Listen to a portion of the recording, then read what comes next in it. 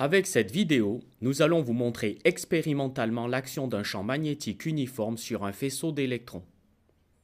Le champ magnétique est créé par deux bobines parcourues par le même courant. Ces bobines sont dites en position de Helmholtz car elles sont distantes l'une de l'autre d'une distance égale au rayon des bobines.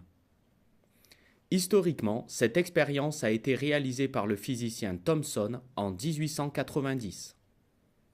Elle permet de mieux comprendre expérimentalement de quel facteur dépend la force dite de Lorentz.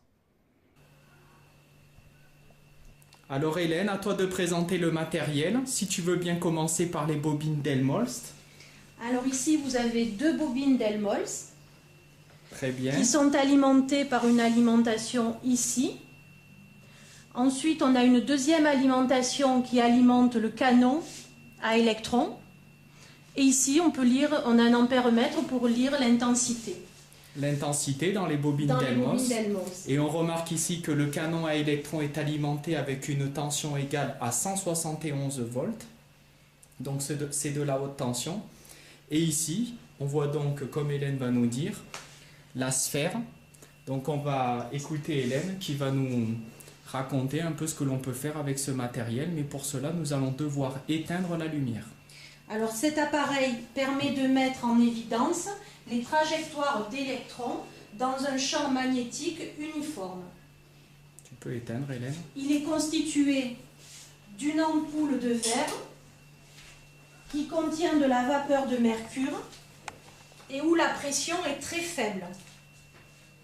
Un canon à électrons à l'intérieur de l'ampoule qui produit des électrons, un faisceau d'électrons, des bobines de Helmholtz qui créent dans le volume intérieur de l'ampoule un champ magnétique uniforme dont le vecteur B est perpendiculaire au plan de la bobine. On peut faire tourner l'ensemble de l'ampoule de manière à modifier la direction de la vitesse initiale V0 des électrons par rapport à celle du champ magnétique B. Donc, on peut faire varier donc cette ampoule. Alors, Hélène, tu vas nous la tourner de manière à ce que les électrons, la vitesse des électrons soit...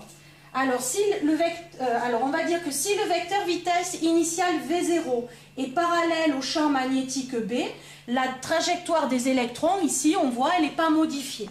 En fait, les électrons ont une trajectoire rectiligne. Tout à fait. Donc maintenant, si le vecteur vitesse initiale V0 est perpendiculaire au champ magnétique B... Ce que l'on fait en faisant tourner la sphère. Exactement. La trajectoire des électrons est un cercle tangent à la vitesse V0. Comme on peut le remarquer ici, lorsque je me déplace dans le plan du cercle, on voit bien ici que nous avons ici un cercle.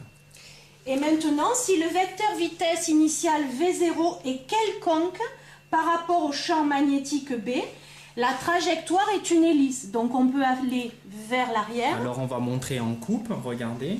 Voilà. Voilà. Et on peut aller dans l'autre sens, vers l'avant. Merci. Donc ça sera tout, Hélène, tu penses? On a tout vu? Je pense qu'on a tout vu. Ben, merci au lycée Jean Perrin de Marseille. De rien.